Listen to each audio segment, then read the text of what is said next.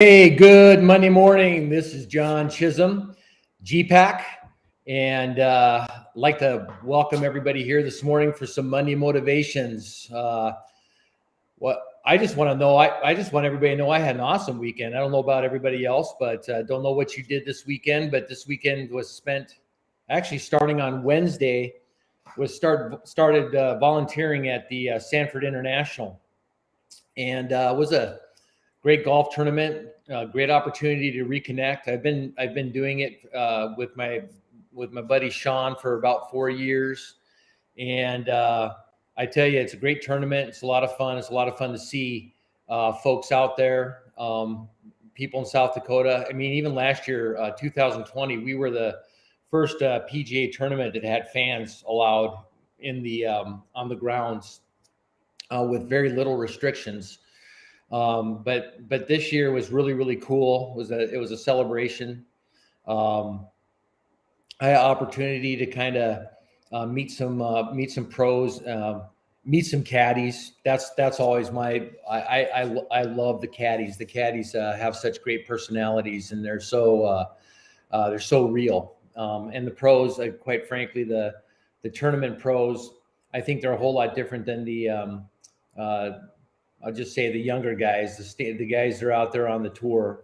The Champions Tour, I find, is a lot of fun because these guys have a lot of experience, and really, quite frankly, the quality of golf is so awesome. Still, even with a lot of folks, as they're getting older, I look at guys like Bernhard Langer, who is still,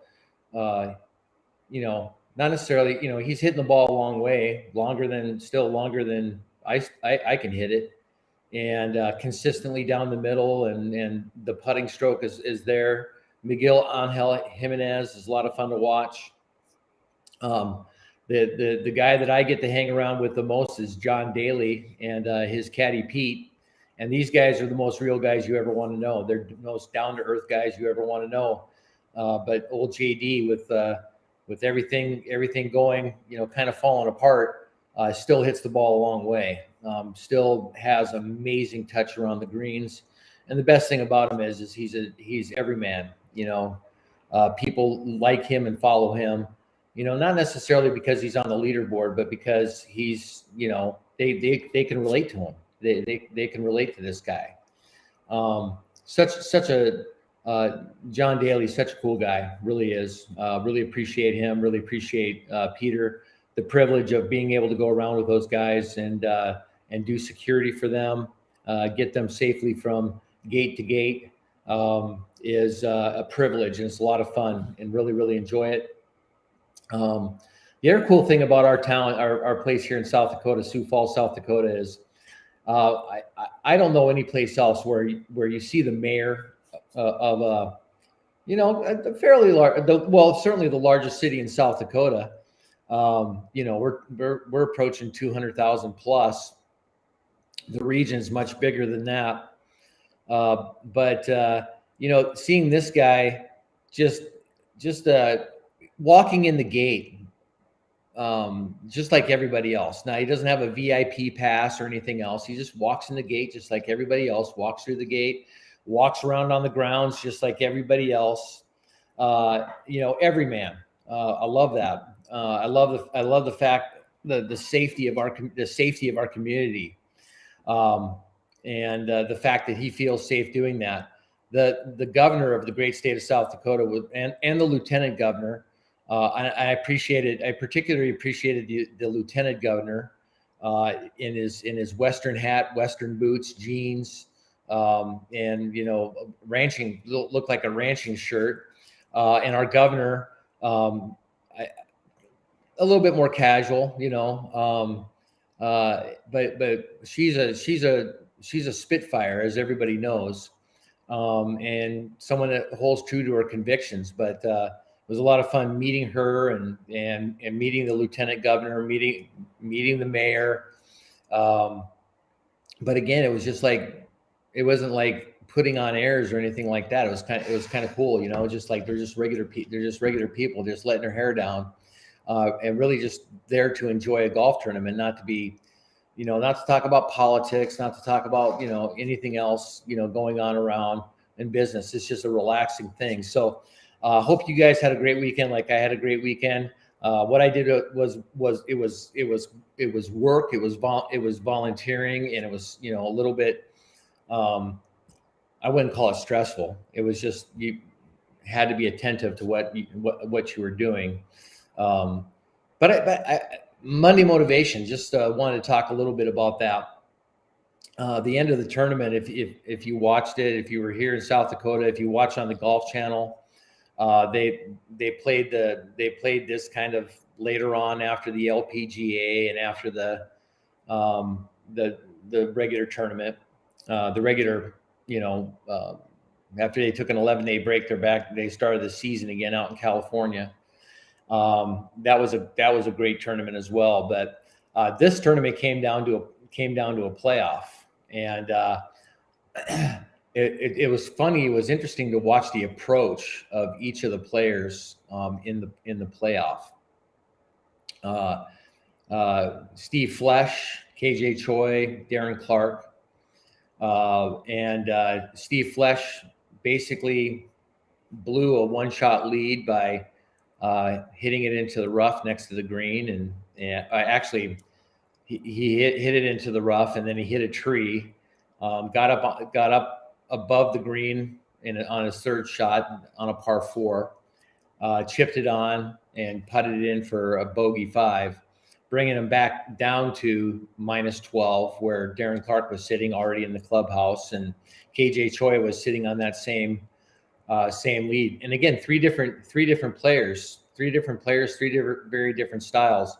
I believe Darren Clarke was 4 under on Sunday on a day that the wind was sometimes approaching 40 miles an hour. I think KJ Choi was 1 under, but Mr. Consistency, I think 36 holes without a bogey. And Flesch, I've watched that guy play, and I tell you, he's not. It's not like he's long. It's not like he's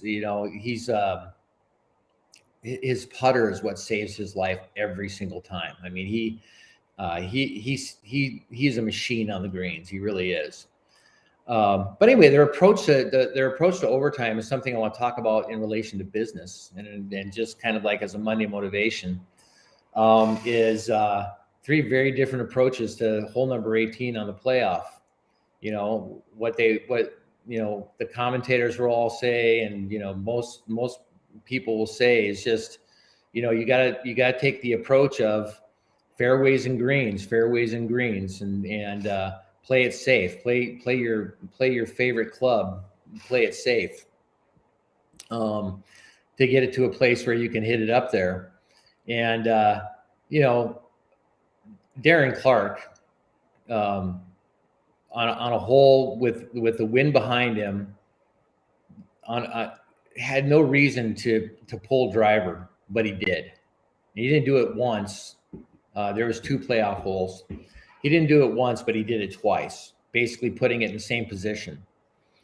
And then KJ Choi, which is another completely different style, stuck with his three wood, stuck with what was comfortable. He stuck with the club. He'd be about 150 yards out. Now the 2 playoff holes that both of them played. Now Steve Flesch, he hit driver as well, and hit the second shot over and knocked himself out, missed a putt, and on the first playoff hole.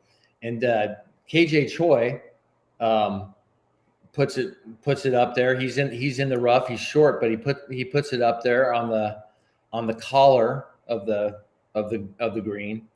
And Darren Clarke is down below because he just absolutely smoked his driver. He's maybe 10 yards off the green and decides to putt up instead of chipping, which I thought was very strange, considering these guys are professionals. But I don't know if he thought it was a tight lie or whatever. But anyway, long story short, he chips it up, kind of breaks to the right, and gets stuck on the bottom platform of the green, and rolls up his third shot, to about 8 feet, a little bit uncomfortable. And KJ Choi chips on and gets inside of him. They both wind up with par. And Darren Clarke's par was a little bit shaky at best. It kind of came in on the right side of the cup, and he was walking up like he had missed it. And the tournament was KJ Choi's. So back they go, KJ and Darren. And what do? Well, KJ pulls the same safe club, and this time, sometimes when you play it safe, it doesn't work out. It doesn't work out for you. He winds up being far left of his target, having to go over grandstands to be able to get to the green over 200 yards out. And Darren Clarke once again is down the middle, probably about 10 yards short of the green. KJ chips it up into the rough, and this time Darren steps up and uses his putter again. And I'm in my mind, I'm just like, don't do it again, man. After that last one, you left it so short. You're really lucky to be here still on a second playoff hole. But what does he do this time? He goes up there and strokes it, and he's 7 feet from the cup for birdie. KJ Choi chips it over the sand and up onto the green, probably leaves about 4 foot for par. So Darren Clarke's got to go up there and make a putt. He goes up there, steps up there, does the same. He's got 7 feet instead of 8 feet. He hits the same exact spot. It wobbles on the edge of the cup, on the right edge of the cup, and drops in for birdie and victory. So here's the thing. There's two approaches. There's many different approaches to everything that you do on a daily basis. But my question for you is what's holding you back? What's holding you back from going for it? I mean, really just stepping out and going for it. Stepping out of your comfort zone and attacking the day, and attacking your whatever it is that you have going on today. What's stopping you? What's holding you back? Is it that you're comfortable, that you're sitting that you're in a comfort zone, you're comfortable with what you're doing, what you're doing right now. Sometimes people get so comfortable that they don't ever grow, and they don't ever step out and really grow and really succeed. Now, I'm in the recruiting business, so I see it all the time. People tell me all the time, I'm frustrated with my current job because I don't get enough growth. I don't have enough work-life balance. I'm driving 2 hours one way to work. I live so far away from my work, and it's killing me. It's killing my family time. The culture at the work is not very good, but it's a paycheck. You know what? I get the same paycheck every week. Week in, week out, no matter what I do, I get the same paycheck every week. And they get stuck in this corporate mode where you're clocking in, you're clocking out, and you're like a hamster on the wheel. You're not growing, you're not stepping outside of your comfort zone. And there's some legitimate fear there. I mean, I think about KJ Choi, legitimate fear. What if I hit the driver and it goes to the right? Or what if I hit the driver and it goes to the left? Well, what if? And people are constrained by that what if. And that's why I appreciate guys like Darren Clarke that just grip it and rip it. John Daly, grip it and rip it. Just swing hard and really, it's kind of funny that their swing isn't really all that hard or violent. It's just smooth and consistent and just knocks it down there. But anyway, that's golf. We don't need to talk about golf anymore. But you can play it safe and keep doing what you've always done, and you're always going to get what you've always got. Or you can stop holding back and grip it and rip it. And you can do it safely. That's the thing, man. I mean, if you hire a recruiter like me, John Chisholm, and you're in an industry that's a small industry like drywall, paint, commercial drywall, commercial paint, industrial coatings, waterproofing, electrical, HVAC, roofing. I know these industries are small. People know each other, vendors know each other, people talk. And sometimes it feels a little bit nerve-wracking, a little bit unsafe to kind of put your toe in the water and see if there's something better than what you have right now, something with better pay. Maybe it's got better benefits. Maybe it's got a better retirement package. Maybe the location is better. Maybe the growth opportunities are far better, far superior. Maybe the work-life balance or the culture is just awesome, beyond belief. Something better than what you have right now. And what's holding you back? Well, what if my boss finds out? Well, again, hire a recruiter. Don't go on Indeed. Don't go on Monster or ZipRecruiter. You know, they go on there's advertising on them on football games every weekend. Don't go with those guys. You know why? Because they use you, they use your name, they use your background to market and to bring attention to themselves, to grow their market. And also to, basically to put money in their pockets. And do they care if you get a job or don't get a job? No, they don't give a rip. What they want is they want your resume, because your resume is a marketing tool for them. But I do care if you get a job or not. I do care if we find something good for you. And I do care if you get discovered.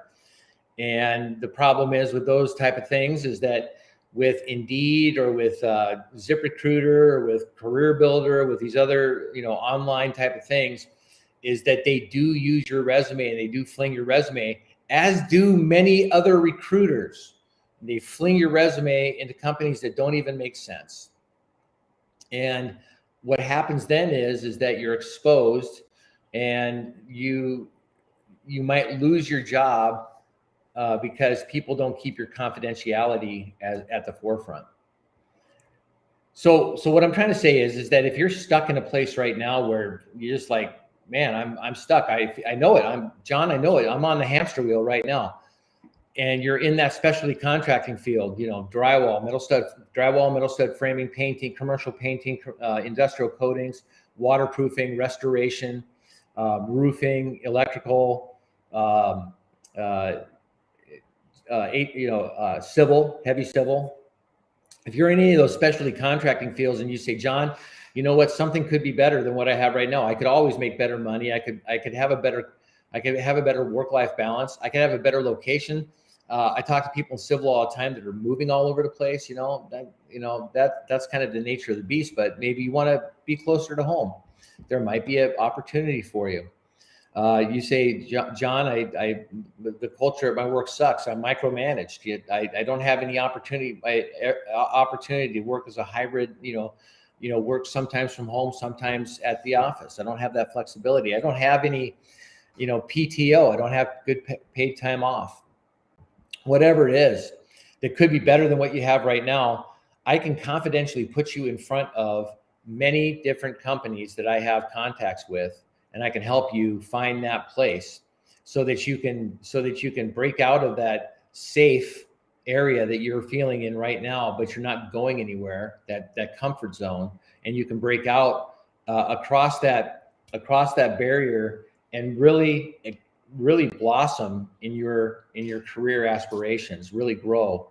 Whatever growth looks like for you, whatever better looks like for you, I can help you find it. And if I can't, at least you still have your job where you are at. Now, I don't want to waste time with people that are just looking to get a raise, maybe at their current company. That's not what I'm looking to do. I don't get paid that way. And by the way, I don't get paid anything by people that I recruit, by the candidates. I get paid by the companies. So if you're a candidate right now in any major metropolitan area, in drywall, if you've got on-screen takeoff and quick bid, you're doing projects of over $1 million. If you're in commercial paint, and you've got on-screen takeoff and quick bid, or PlanSwift, or The Edge, or some other on-screen takeoff software, and you've managed projects over $500,000, commercial projects over $500,000. If you're in concrete restoration, if you're in light industrial or heavy industrial coatings, you're doing tanks, you're doing wastewater treatment plants, water treatment plants, you're doing you're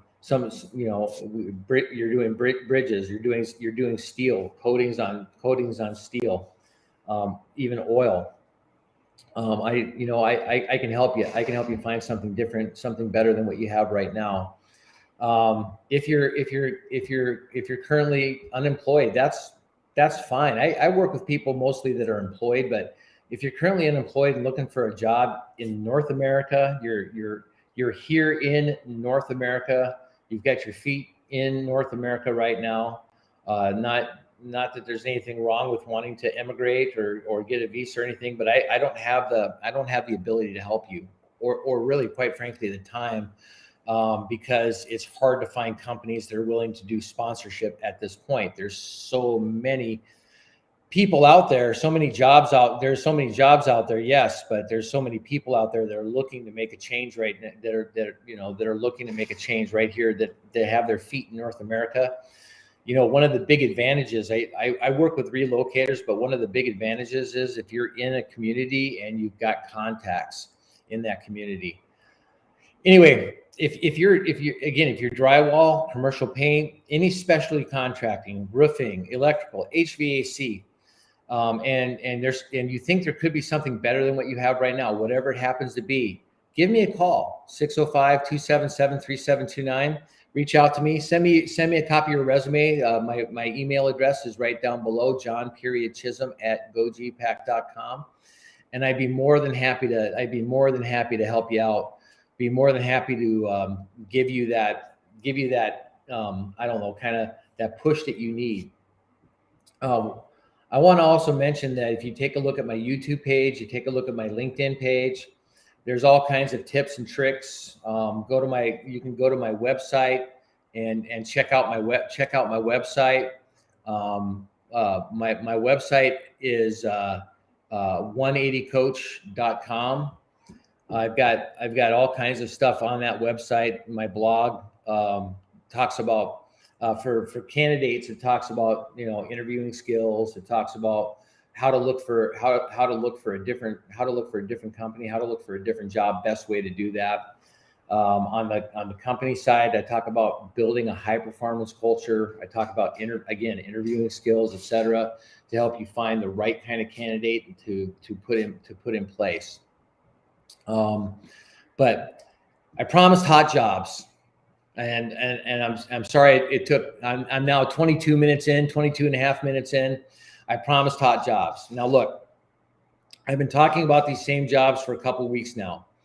On the drywall side, I want to tell you about number one in New England, in the Boston market.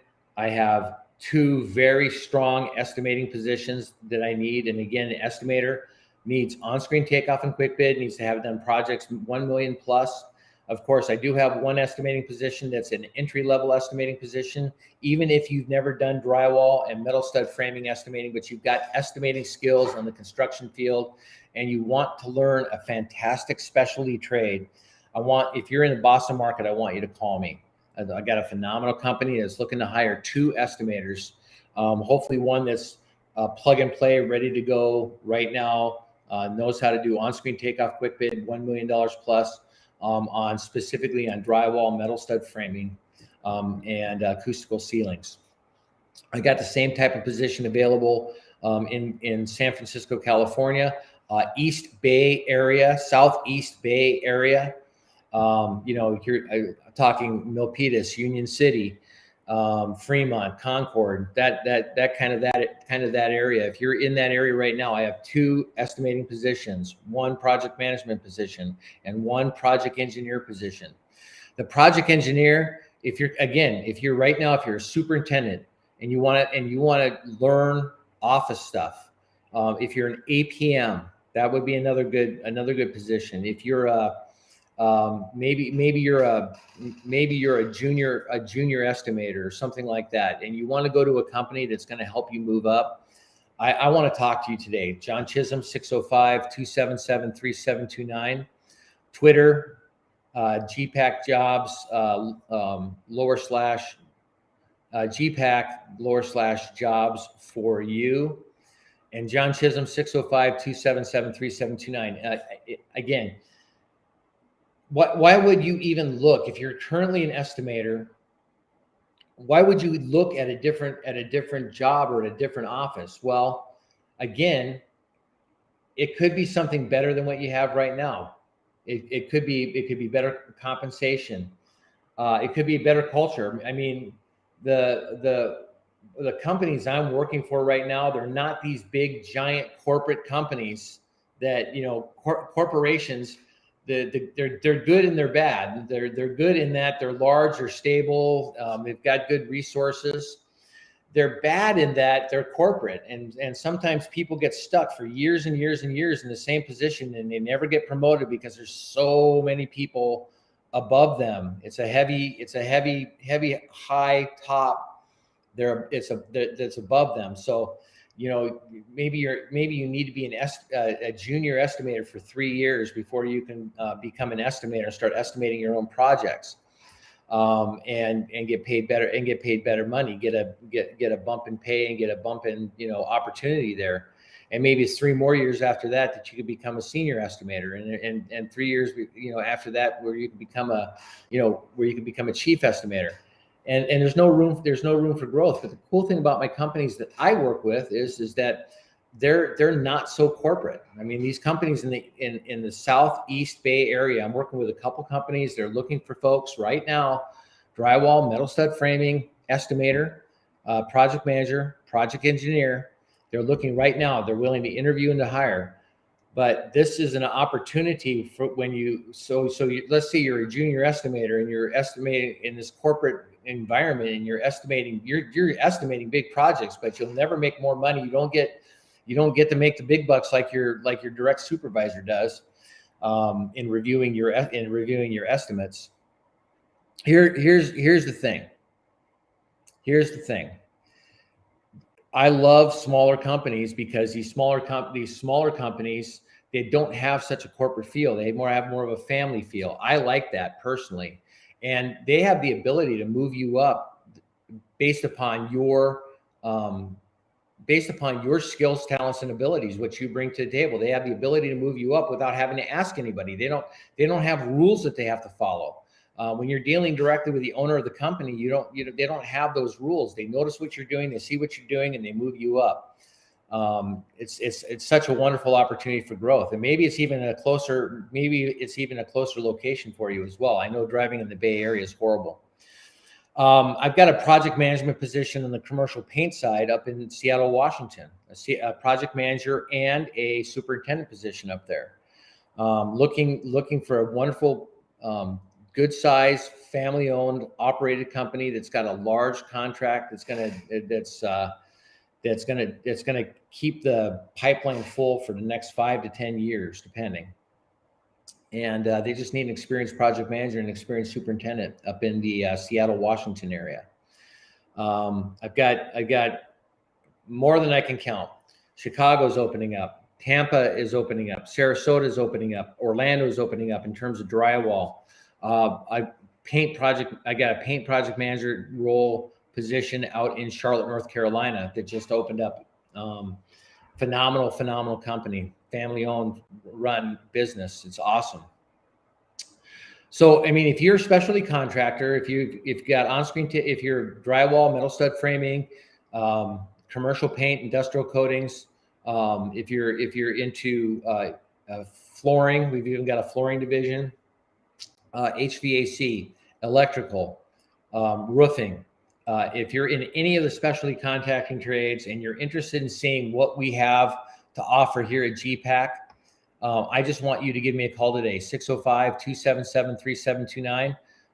My email address is john.chisholm@gogpac.com. I do a free review of resumes as well. Send me your resume. If you're in a specialty contracting field and you're saying, I might like to take a look at something different, send me your resume. I'll keep it confidential.